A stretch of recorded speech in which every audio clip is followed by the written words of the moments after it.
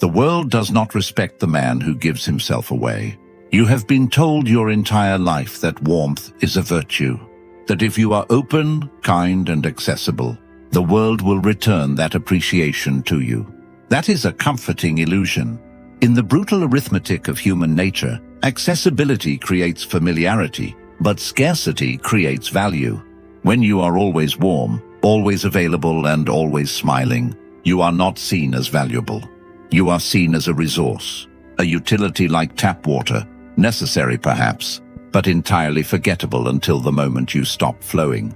There is a version of you that is tired of being the nice guy, tired of the emotional exhaustion that comes from managing everyone else's feelings while yours are ignored. You watch the cold, the distant, and the detached get the promotions, the attention and the respect, and you wonder why. It is not because they are evil, it is because they have tapped into a primal psychological law that you are ignoring. Robert Greene has repeatedly demonstrated throughout history that scarcity, mystery, and emotional self-control create a form of influence that constant availability never can. He was never talking about fear. He was talking about respect. He was talking about the power of a person who cannot be easily consumed. I am going to teach you the psychology of being cold. Not cruel, not malicious, but strategically detached. We are going to dismantle the need for validation that keeps you dependent on other people's opinions. We are going to install a new operating system based on the laws of power, stoicism, and biological value. By the end of this, you will understand why the person who cares the least often holds the most leverage, and you will know exactly how to become the Glacier, slow, silent, and moving through obstacles with relentless force. But you have to be willing to let go of the part of you that constantly needs to be liked. The economics of affection, inflation. Let's look at your personality like a currency. If a government prints too much money, what happens? Inflation. The value of the currency drops. It becomes worthless paper. You can have a wheelbarrow full of it and it won't buy you a loaf of bread. Now look at your attention. Look at your validation. You give it away for free. You laugh at jokes that aren't funny. You reply to texts instantly. You agree with opinions you dislike just to keep the peace. You apologize for taking up space. You have hyperinflated your own value. You have flooded the market with you. And because the market is flooded, your stock is at zero. The psychology of being cold is at its core a strategy of deflation. It is the restriction of supply. When you pull back, when you stop offering your energy so freely, the market corrects. Suddenly, your silence has weight.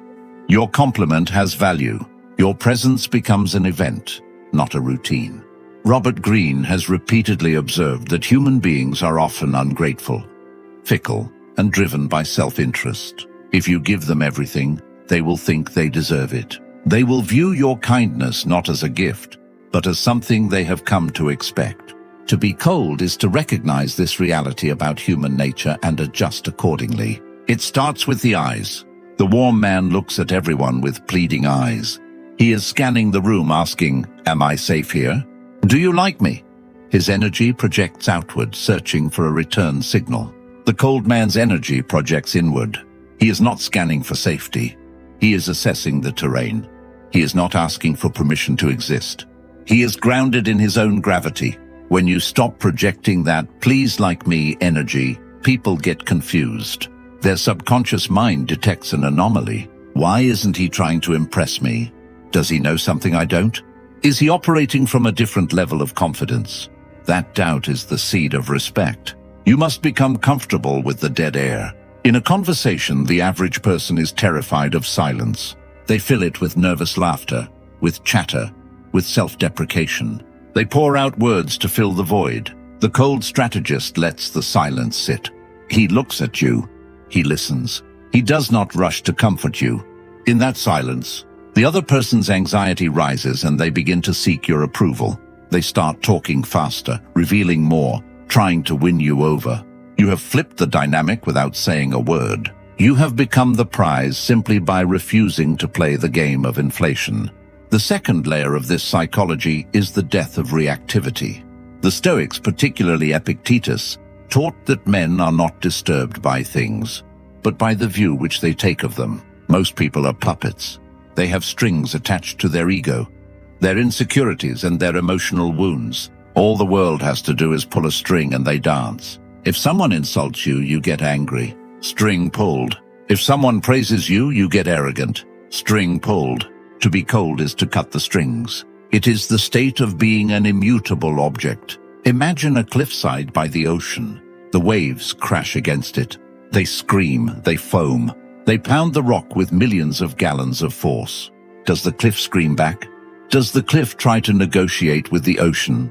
No, it stands. It endures. And eventually the water breaks against the rock and flows back into the sea. You must become the cliff. When you react emotionally to disrespect, you are telling the other person, you have power over me. Your opinion of me is more important than my opinion of myself. That is the ultimate surrender of control. Robert Greene repeatedly emphasizes that influence belongs to the person who remains unreadable and emotionally disciplined. The moment people know what hurts you, they know exactly where to apply pressure. This is where the concept of the gray rock comes from. But we are going deeper than that. We are talking about the void. When someone tries to provoke you, do not just ignore them. Look at them as if they are a specimen in a jar. Observe their anger. Observe their attempt to influence you. Detach from the immediate moment. Step back into the back of your mind and watch the movie. Say to yourself, look at this person. Look how desperate they are for a reaction. When you view them with clinical detachment, their influence evaporates. You are not fighting them. You are studying them. And nothing, absolutely nothing, is colder than being studied. This is why silence is so powerful. If someone screams at you and you scream back, you have validated their anger. You have entered the arena. You are equals. But if they scream and you wait 3 seconds, look at them calmly and ask, are you finished? You have completely shifted the dynamic. You have signaled that their emotional storm did not even disturb your balance. You are operating on a different level of composure. This works in relationships, in business, and in conflict.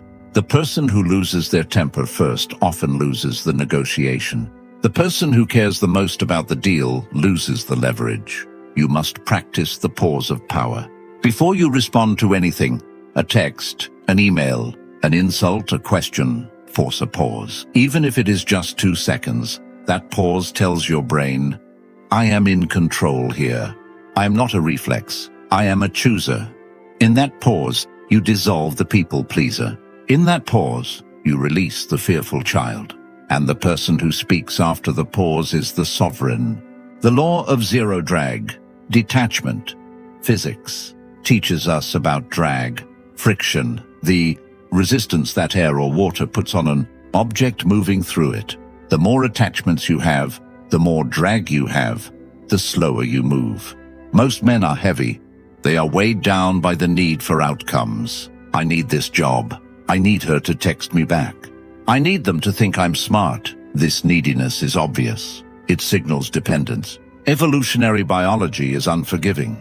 It teaches us to avoid those who constantly drain resources. If you need me, you become a burden. If you want me but don't need me, you become a partner. The psychology of coldness is the art of zero drag. It is the application of the Bhagavad Gita's central lesson. You have a right to perform your prescribed duties, but you are not entitled to the fruits of your actions. This is the hardest pill to swallow. You must act with total intensity, total focus, and total skill, while simultaneously remaining detached from the result. It is the sniper's mindset. The sniper calculates the wind, the distance, the breathing. He executes the perfect shot. Once the bullet leaves the barrel, he does not scream at it. He does not pray to it. He packs up his gear. The outcome is physics. It is out of his hands. When you detach from the outcome, you become remarkably effective. Why? Because you are no longer afraid of loss. The man who is afraid to lose the girl will act strange, jealous, and insecure. He will lose her. The man who is afraid to lose the deal will lower his price and look desperate. He will lose the deal. But the cold man, he walks away. And the willingness to walk away is the only true power you have in any negotiation. Robert Greene repeatedly shows that influential individuals, never become dependent on the goodwill of others. They rely on their own capabilities. Apply this to your psyche. When you enter a room, tell yourself, I do not need anything from these people. I do not need their money. I do not need their validation. I do not need their friendship. If you get it, fine. If you don't, fine.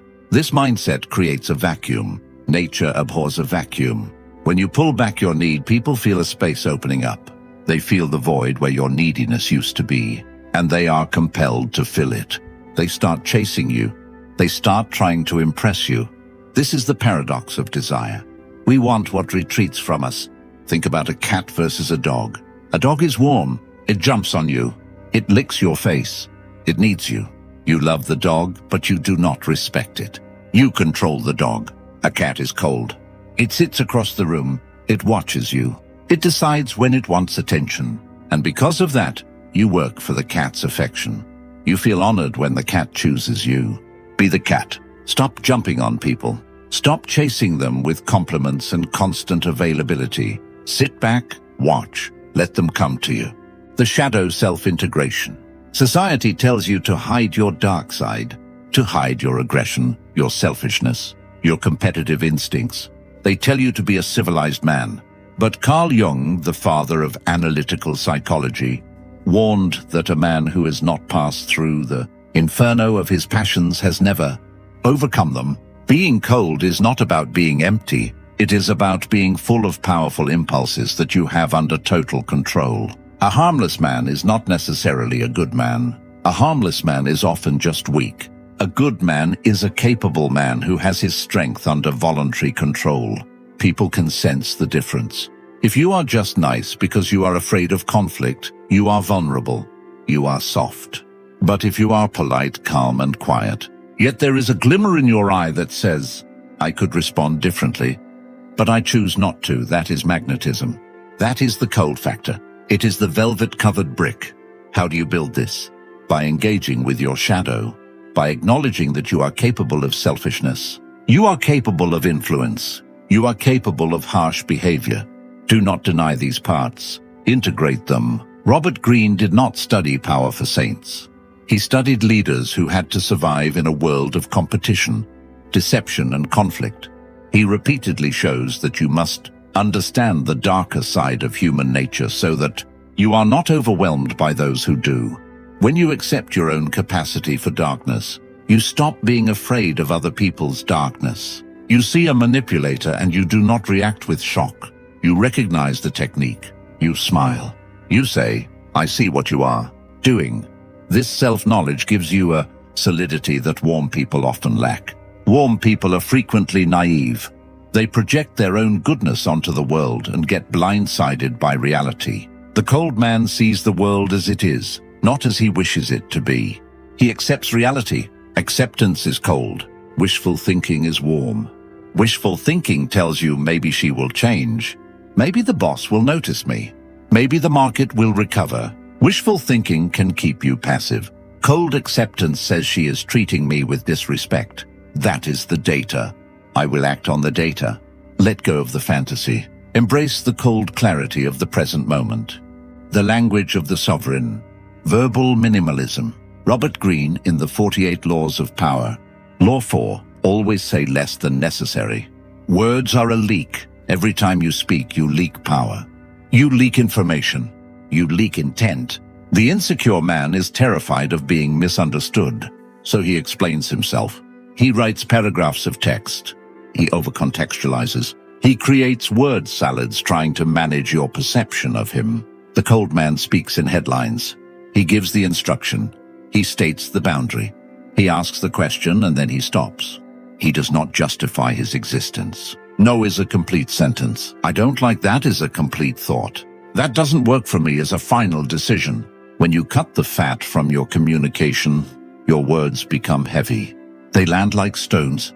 Think about the most influential authority figures in your life or in history. Did they babble?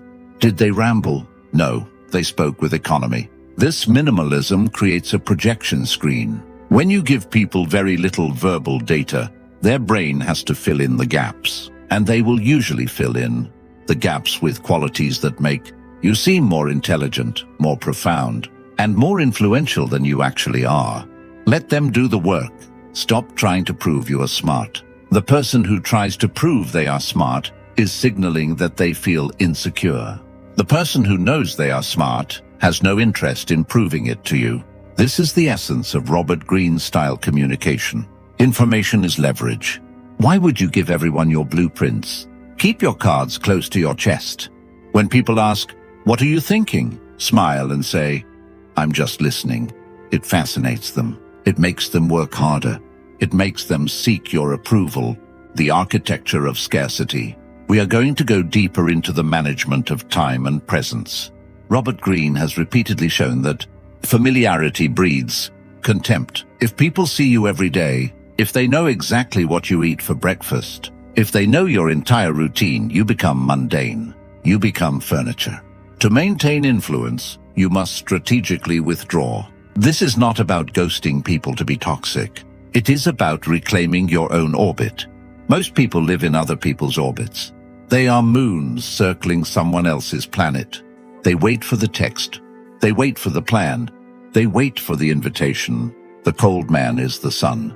He has his own gravity. He has his own mission. He has his own trajectory.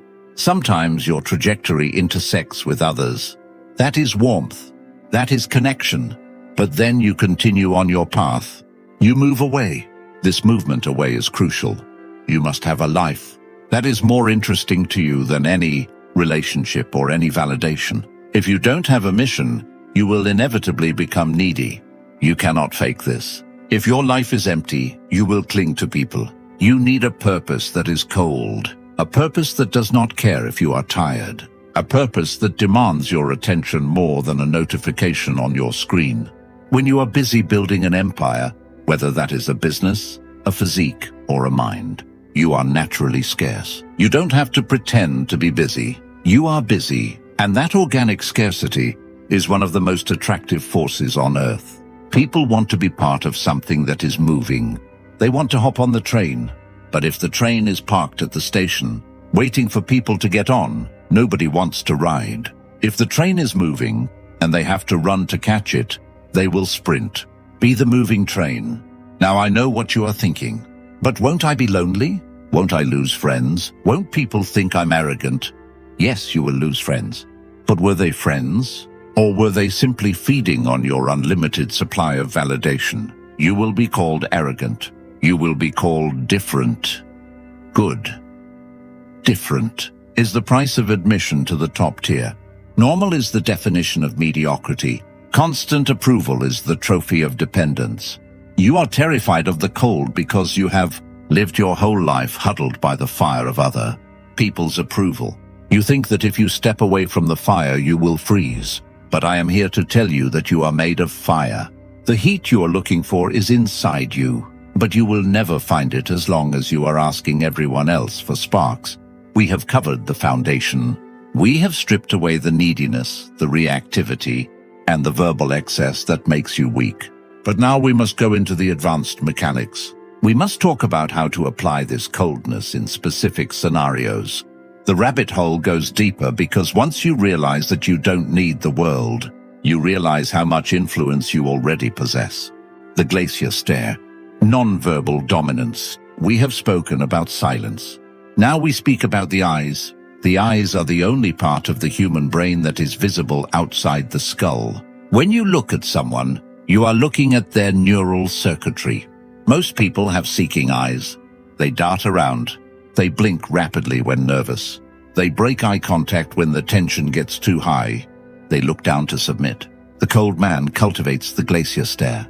This is not a glare. It is not an angry frown. It is a calm, steady focus that looks beyond the social mask and into the intent. When you are in a negotiation, a confrontation, or even a moment of attraction, try this.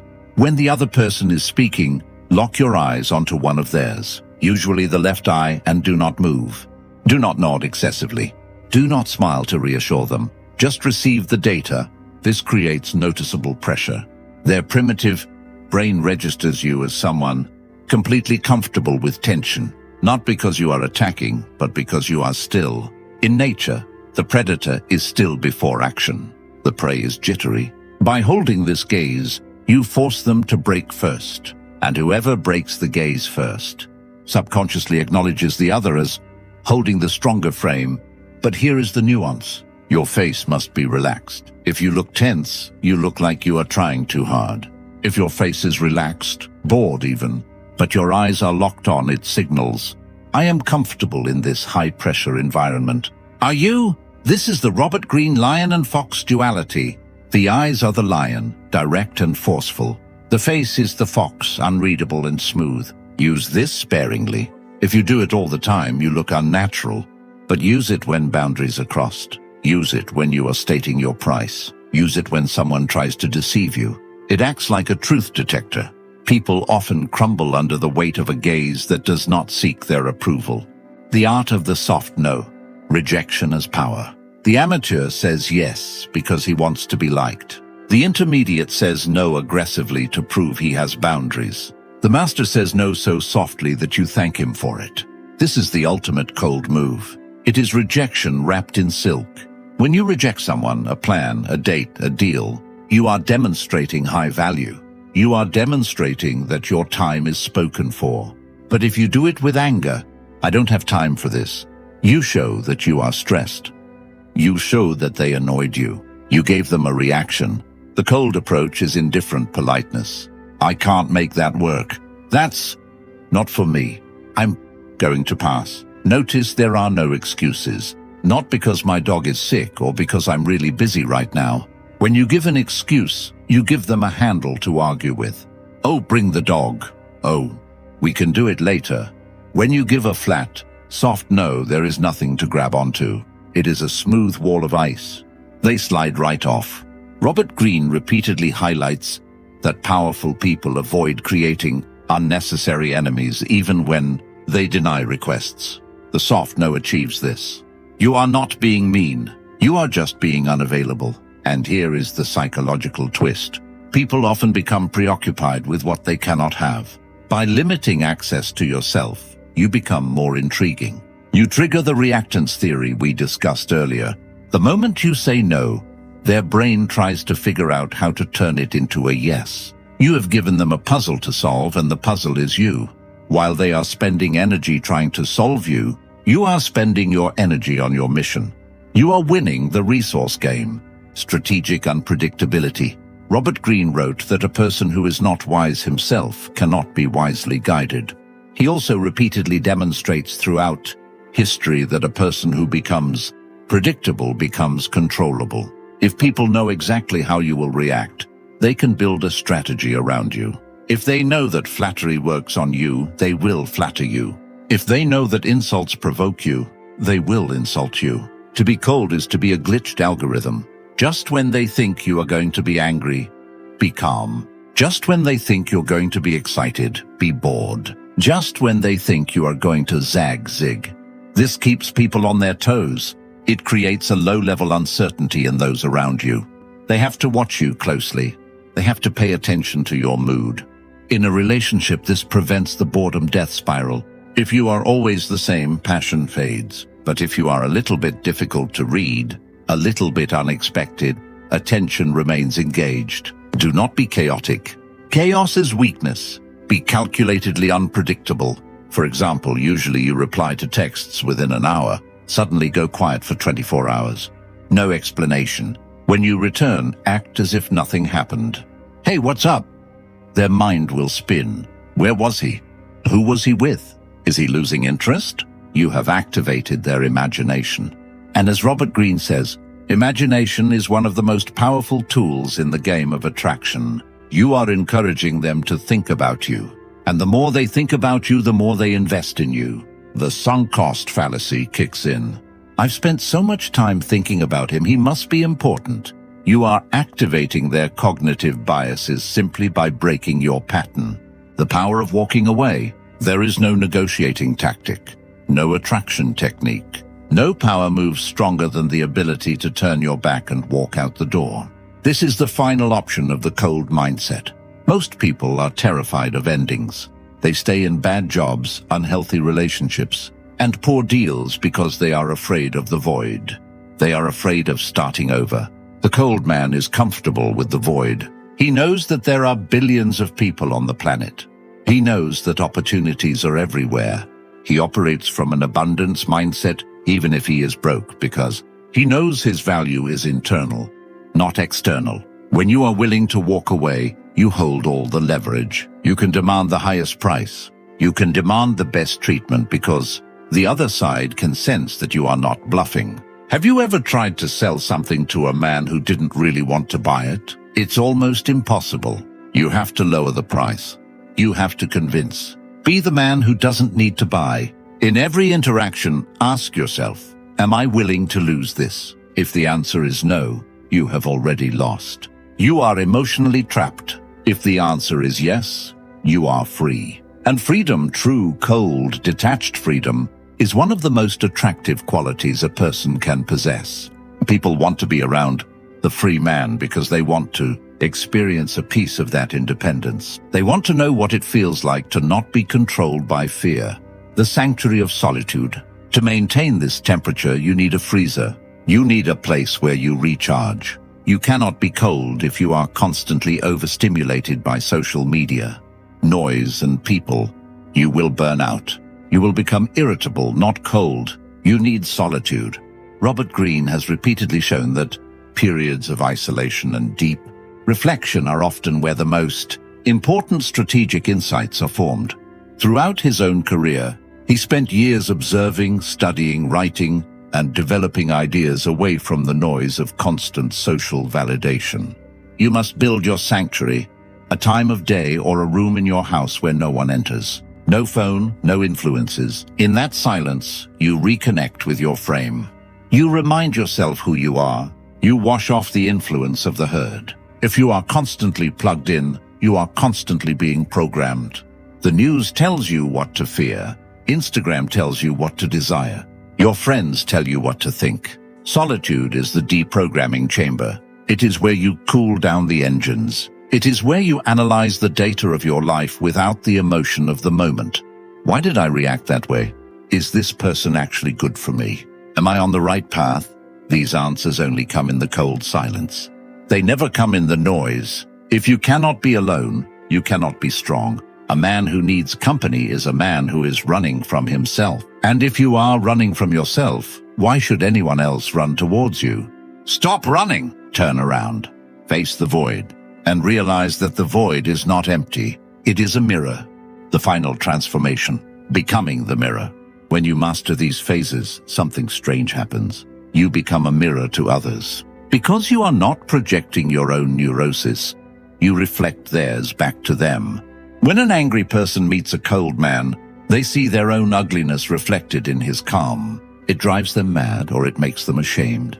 When a needy person meets a cold man, they feel the emptiness of their own soul. When a powerful person meets a cold man, they recognize a peer. They see respect. You become the Rorschach test of your environment. You reveal people's true nature to themselves. This is the ultimate position of power. You are the immovable center around which the chaos revolves. You are not cold because you lack fire. You are cold because you have mastered the fire. You have focused it into a laser instead of letting it burn down your house. Let's be clear. I am not telling you to become a robot. I am not telling you to never love, never laugh, never enjoy the sun. I am telling you to stop being a slave to the heat. I am telling you that you have the capacity to choose your temperature. There is a time to be warm with your children, with your brothers in arms, with the woman who has earned your loyalty over years of testing. But that warmth has meaning only because you are capable of the cold. If you are warm to everyone, your warmth is worthless. It is just your default setting. You are a radiator that can't turn off. But if you are a glacier and you choose to melt a little bit for one person, that is a gift. That is a privilege that feels like the sun breaking through a winter sky. By mastering the cold, you make your warmth valuable again. You are reclaiming your economy. The path I have laid out is not easy. It goes against your biological wiring. We are social apes. We want to be part of the troop.